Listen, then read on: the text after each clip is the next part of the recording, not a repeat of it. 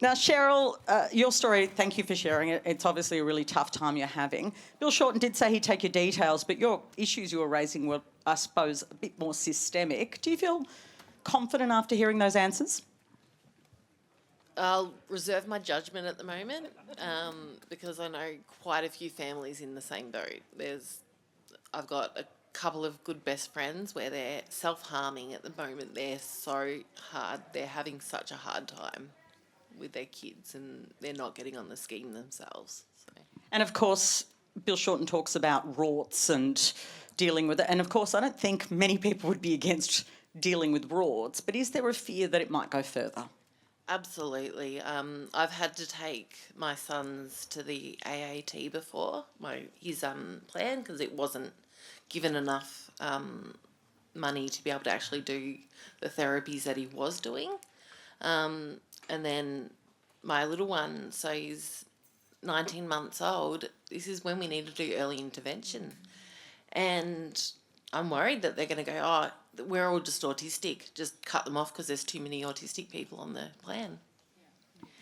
Now, I'd love to get hands up if you would like to contribute to the conversation. Anyone going to put their hands up? Which conversation? The whole conversation. All of the conversation. Don't compartmentalise the conversation. All right, it was in compartments. You make a good point. Yeah? Look, I'm autistic, but I'm also a service provider, and the service providers that Bill's talking about tonight, I'm one of them. My partner is one of them. Our friends and our colleagues are them. What we see every single day is that there, yes, are occasionally providers who take advantage of the system. There are providers who take advantage of vulnerable people. What we see far more often, with alarming frequency though, is the NDIS and the NDIA mishandling cases. And I saw one recently where a client of ours applied to join the scheme, was rejected by the government, had to take it to the AAT, an experience that you know the pain of, and then allied health professionals were awarded $17,000 just to prepare reports, which then lawyers from the NDIS then charged the NDIS more to review so that when they could take it to the AAT, they could still deny services. Tens of thousands of dollars was not rorted by providers, it was not wasted by clients, it was the NDIS spending this money instead of just putting it towards early intervention services. Look, thank you. I would just love to hear hands up on this one. Well, there's a hand up there. I don't know if you're going to address the question I want to ask, but I'm going to come to you anyway. I want to ask about the way that Reuben talked about story and drag time, and I thought that was really interesting. There was a lot of unity actually on the panel across the board about, you know, parents should vote with their feet. I would agree with that. Parents can do what they choose to do with their children, but I also want to talk about the NDIS. Okay? I like how you did that. Yes. Because you have to remember psychological testing isn't covered by Medicare. So to get on the NDIS with an autism spectrum disorder or any other mental illness, you, as the person with the mental illness, unless your parents can pay, have to take out a loan to get the diagnostic testing done, which you've been referred to by your GP, your psychologist, your psychiatrist. So how do you actually get those tests to submit to the NDIS?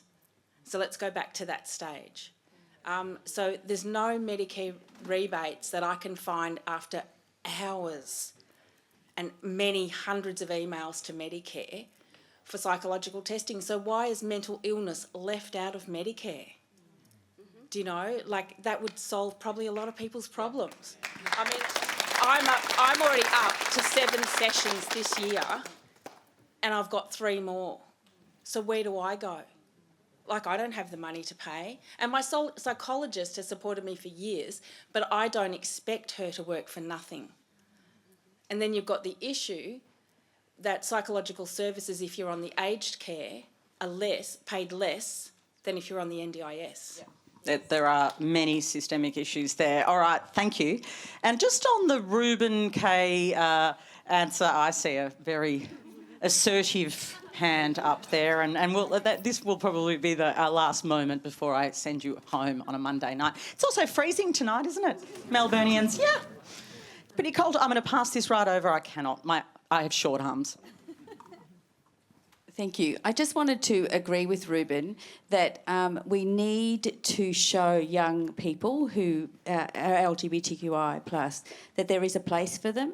I am of the library that helped the track Frag Storytime.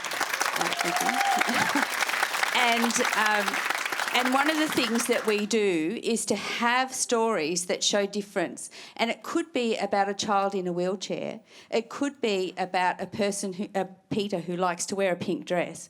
And that it's okay to be different. And can I say that we got a lot of love, sort of from the trans community about what we did.